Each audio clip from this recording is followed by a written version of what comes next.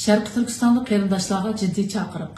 2023 yılı 2. ayının 15-16 günleri Şveysariyanın Ceneva şehrinde Birleşken Milletler Teşkilatı İqtisadi, İctimai ve Medeni Hakları Komiteti Xitay hükümetinin xalqaro ahdnoma oldidagi mas'uliyatini surish qilib, tekshirish elib bordi.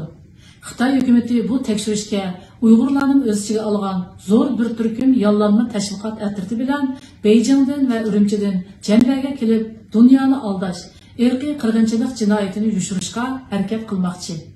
Bu sabab bilan Dünya Uyg'ur Qurultiyi boshliq Yevropadagi Uyg'ur tashkilotlar birdek alda 15 fevral kuni, ya'ni Xitoy vakillari so'roqqa tortilayotgan paytda keng ko'lamli namoyish qilishni qaror qildi.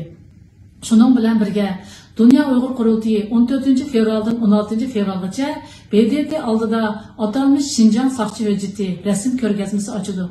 Yevropadagi barliq qarindoshlarimizni Jenevadagi bu tarixiy birlashma namoyishga qatnashishga chaqirib qilamiz. 15 fevral kuni atdigan soat 9:30 da BDT oldida ko'rishaylik.